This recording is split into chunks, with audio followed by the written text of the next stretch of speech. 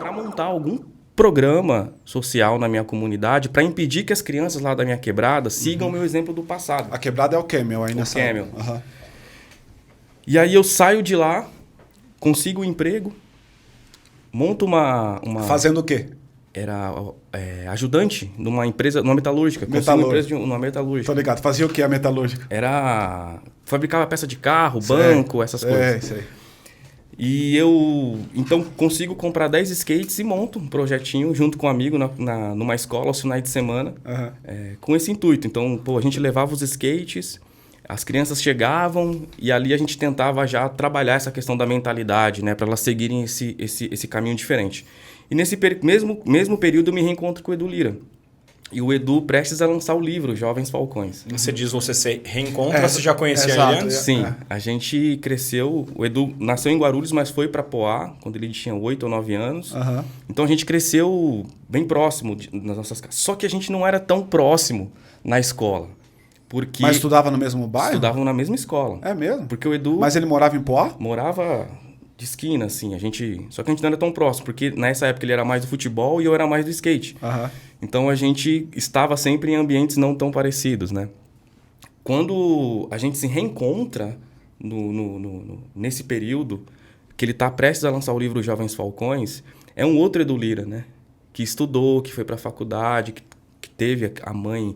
Filho, não importa onde você vem, o que importa é para onde você vai. Então, que trabalhou a mentalidade dele desde cedo, né? Mesmo ele com o pai preso, teve uma mãe que trabalhou sua mentalidade. Então, eu encontro o Edu lançando um livro e com essa história de querer mudar o mundo. Eu falo, cara, esse cara é preto, da favela e tá lançando um livro. Ele também tem que ter um rap. E aí eu escrevi uma letra de rap e quando eu mostrei para ele... cara, o Edu é um cara sensacional. Ele começou a pegar Que ano foi isso, cara? Ai, cara, não me lembro exatamente. Quantos anos tem?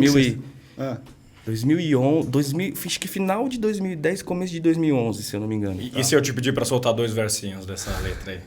Cara, eu acho que eu ainda lembro. Eu acho que eu ainda lembro. Eu vou recapitular aqui, a gente tenta fazer aqui no final. Tá.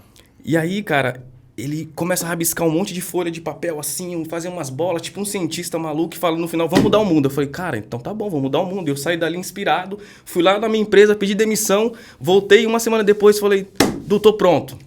Tá pronto? Vamos mudar o mundo, vamos começar o projeto. Ele falou, mas não era agora, né?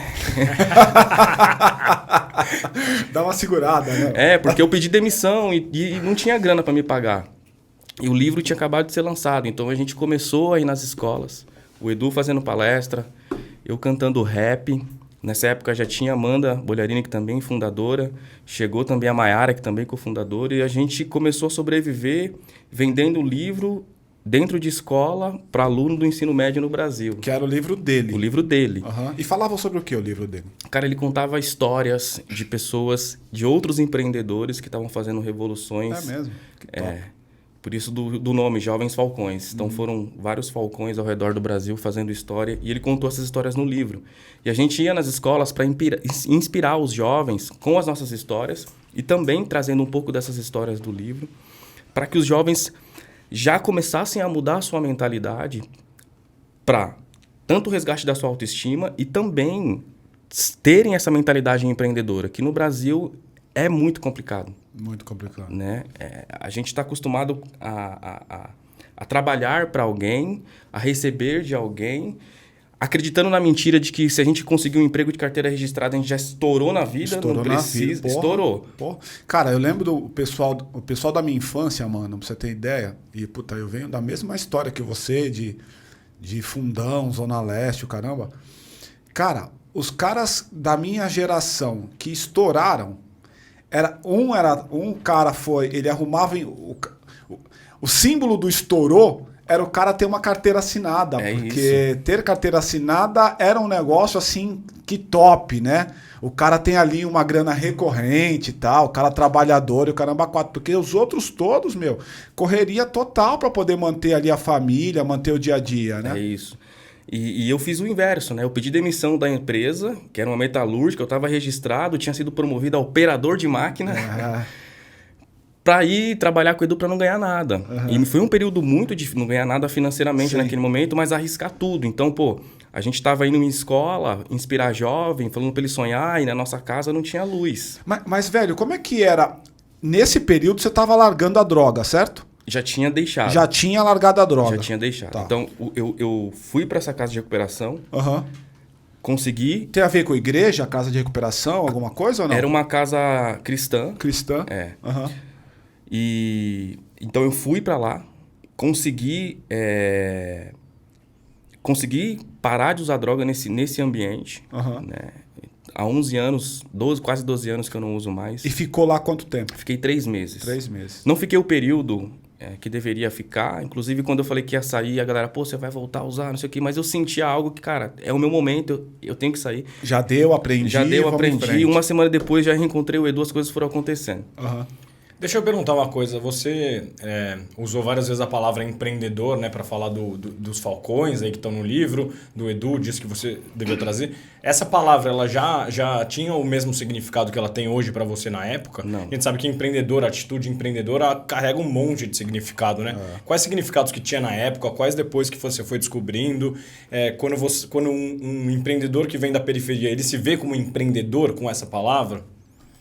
Não, muitos não entendem, nem usam a palavra empreendedor, como eu também não usava lá atrás. Quando eu resolvo, por exemplo, dentro da casa de recuperação, criar um projeto, eu não chamava de projeto social e nem chamava de empreendimento social. Não tinha essa noção. E como que foi se dando essa característica para mim, pelo menos dentro dessa trajetória? A gente passou esse perrengue de mais de um ano, cara, de luz cortada. Eu já amanheci sem ter o que comer em casa, literalmente, não ter comida, porque não tinha grana. Enfim, o que a gente vendia de livro às vezes não era suficiente. E quando a gente vai receber o primeiro investimento, semente, na Gerando Falcões, a gente deu a nossa conta pessoal para a pessoa. E a pessoa falou pra gente assim, cara, mas vocês não têm uma conta jurídica? Não tem jurídica. Vocês não têm um CNPJ? A gente, o que é CNPJ? A gente não sabia. E aí, a partir desse momento, a gente começa a trilhar uma jornada de desenvolvimento técnico. E acende uma luzinha na gente que a gente fala, pô, a gente precisa mais do que dinheiro. A gente precisa ter conhecimento. E a gente precisa entender o que o setor privado hoje faz para unir com aquilo que a gente faz na favela, que você falou da criatividade, você falou da criatividade, da resiliência, da correria, de fazer muito com pouco, para criar uma metodologia de trabalho no terceiro setor que faça a gente ir mais longe. Então a gente chama de unir a expertise da favela com a expertise do setor privado. Então a gente foi entender, por exemplo, com a Ambev, como que era o modelo de gestão deles. Pô, esses caras aí são referência no Brasil, na época, em gestão. O que vocês fazem? Fomos entender o que era desdobramento de meta, KPI, planejamento estratégico. Como que faz isso? Aprendemos. Mas como vocês atinaram para isso, velho? Cara, como é que teve assim, eu vou ir atrás para aprender o que é indicador, por exemplo? Cara, quando a gente chega nesse momento que a gente viu que a gente ia deixar de ter um recurso financeiro para o nosso projeto funcionar, porque a gente não tinha uma estrutura, a gente falou, pô, precisamos aprender mais. Caraca. Chegou a boa, hein, pessoal? Opa! Boa. Então, precisamos aprender mais. Então, a gente começa a aprender com a Ambev, Accenture, que é uma empresa global. A gente vai aprender mais sobre governança. A gente vai se estruturando como uma empresa social, realmente. E atrelado toda essa expertise da favela, de fazer o muito com pouco, a gente consegue ir levando a Gerando Falcões para um outro patamar. Qual foi a primeira grana que entrou? A primeira grana foi da família Vilela, Patrícia Vilela Marino e Ricardo Vilela, acionistas do Itaú, que fizeram esse investimento de semente na Gerando Falcões para 6 meses. Cara, e a gente dedicou a nossa vida naqueles 6 meses para produzir o máximo de impacto. Mas qual que era o business? O que vocês tinham que fazer ali por aquele dinheiro que estava colocando a família? Cara, naquela época, a gente tinha esse processo, né, de palestras dentro das escolas. Então, tinha um projeto inspiracional para jovens. E a gente também tinha oficinas de cultura e de esporte para atrair essa molecada. Através da cultura, através do esporte, mas para trabalhar a mentalidade. Para desenvolver competências técnicas e socioemocionais, soft skills.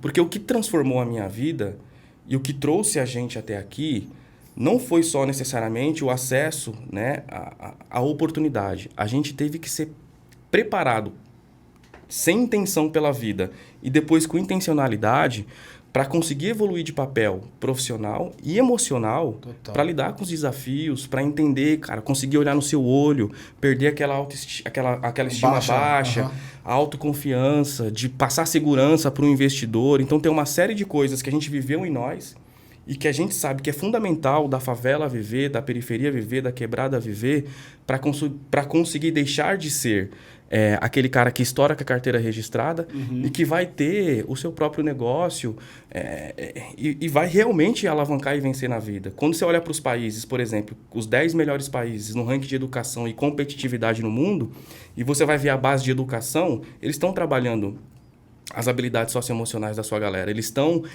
trabalhando a educação financeira dentro da escola. Eles estão fazendo com que o sistema educacional torna por si só aquela criança um jovem e um adulto no futuro empreendedor. E aqui no Brasil, ao contrário.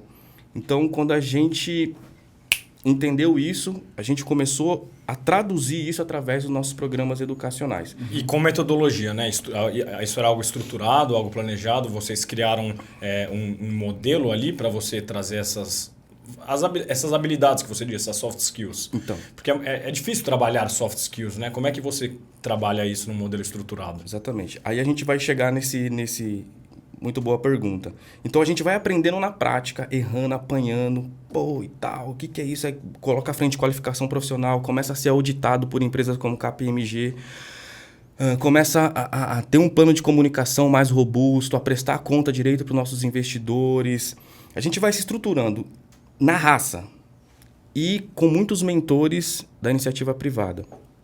Quando a gente chega no nosso nível de maturidade e que a gente fala, temos mais de 2.000 famílias sendo atendidas na favela. Quanto tempo depois? Isso quase 4 anos depois. 4 anos depois.